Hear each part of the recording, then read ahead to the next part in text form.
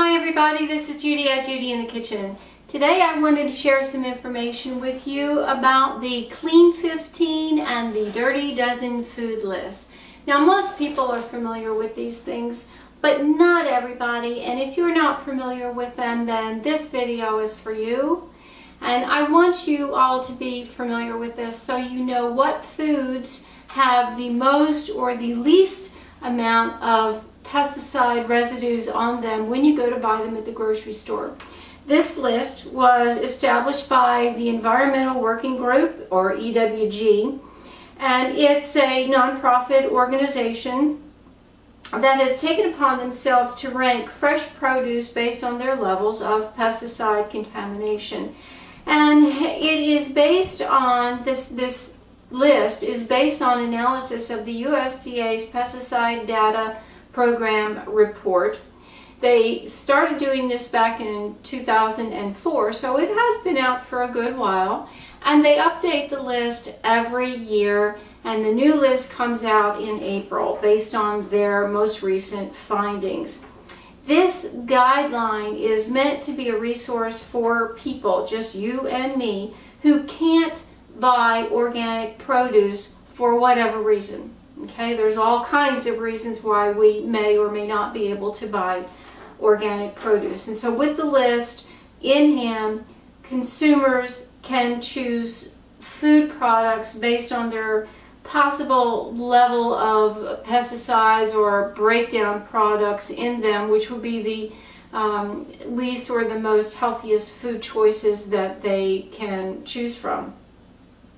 Now, the most popular would be the Dirty Dozen list, and I have a list for you on what they are for this year. Strawberries, spinach, nectarines, apples, grapes, peaches, cherries, pears, tomatoes, celery, potatoes, and that would be white potatoes, sweet bell peppers, and this year they've actually added a 13th item, which would be hot peppers. And they added the hot peppers because they found that they tended to be contaminated with some dangerous pesticides in them, so that they suggest that we buy them organic or at least cook them to help reduce and break down any insecticide levels that are on them.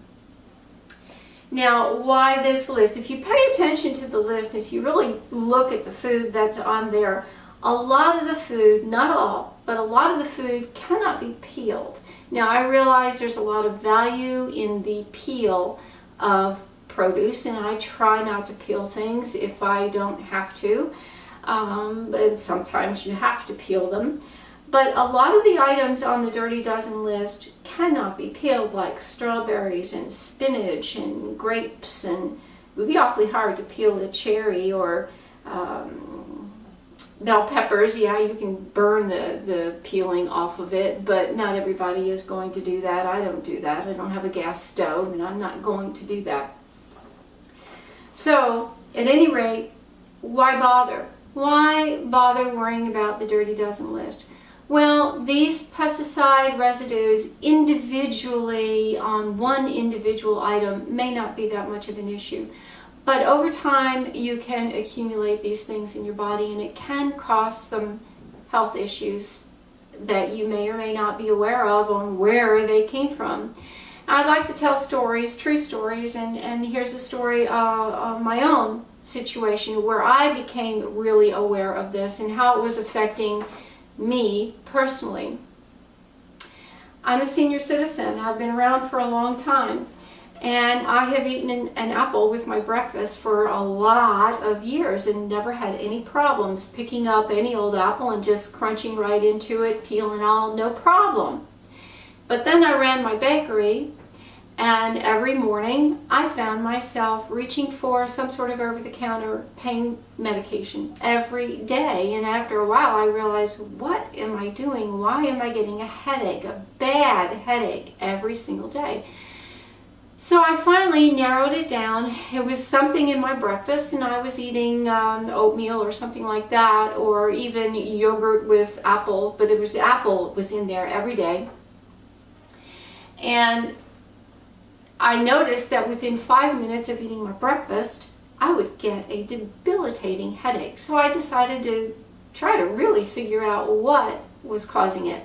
I narrowed it down to apples, and these were conventionally raised apples, not organic apples.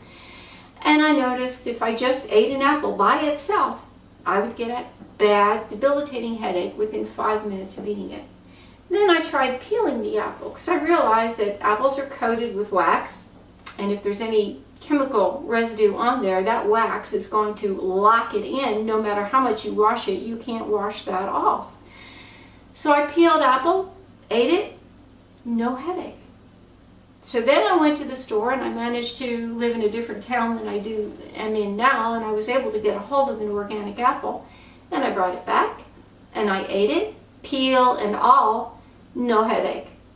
And then I ate a conventional apple with the peel, headache. Then I ate a conventional apple without the peel, no headache. So I proved it to myself by doing those 3 different things more than once, and I got very consistent results without any change whatsoever. If I ate the peel on a conventional apple, it had to be nothing but the chemical residues that were on there that were giving me a debilitating headache, when I never used to have that before. So I realize there's a lot of value in eating the peel in apples, but if I don't get hold of organic apples and I buy conventionally grown, I peel them every time because I want to avoid that headache if I possibly can. So things can happen, things can catch up with you when you didn't have problems before, but now all of a sudden you've got problems, and it pays to take the time to do a little bit of personal investigation to figure out what's causing this, what has changed in my body that's telling me I can't eat this anymore, or what kind of a change you have to make. Perhaps it's celery, and celery is on the Dirty Dozen list. So try buying organic celery and see if you have the same reaction. Okay, now why are some of these things on there? Just some examples, and I'm doing a little reading here because there's no way I can remember all this. Strawberries, you'll see strawberries are number 1 on this year's list. Now why? One strawberry sample that was tested had 22 pesticides on it. 22. And 1/3 of the conventional strawberries that they tested had 10 or more pesticide residues on them. So strawberries are heavily sprayed.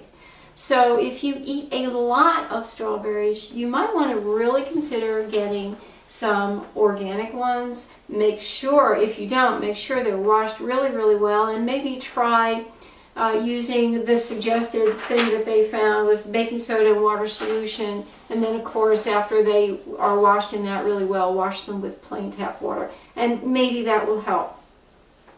As far as spinach, it's number 2 on the list. 97% of the conventional spinach had pesticide residues with relatively high levels of permethrin, and that's a neurotoxic insecticide. And so, I can't say what effect it's going to have on you. It may have no effect that you're aware of, but it may have an effect that you're not aware of, and it might build up over time like it did for me with the apples.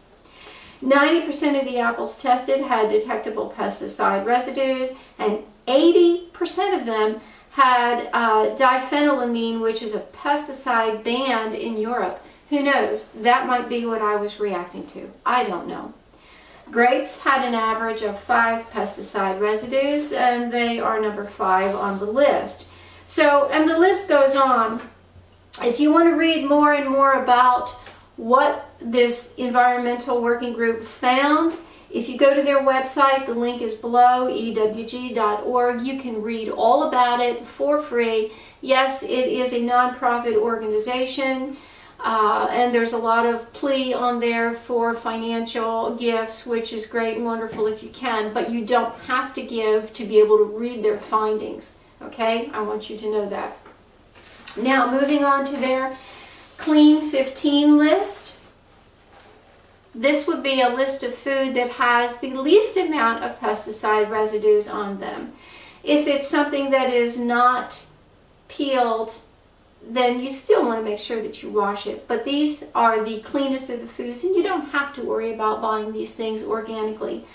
And the list is avocados, sweet corn. Please make sure you buy non-genetically modified, conventionally non-genetically modified corn. So organic corn is really the only way to go there. But it's sweet corn because it's peeled, does not have the pesticide and residues on it, but it's, with it being genetically modified, most of it in this country is. There's potential health risks associated with that all on its own. Pineapples, cabbages, onions, frozen sweet peas, I don't know about fresh, papayas, asparagus, mangoes, eggplant, honeydew melon, kiwi, cantaloupe, cauliflower, and broccoli. If you'll notice the list, a lot of these items will be peeled before we eat them.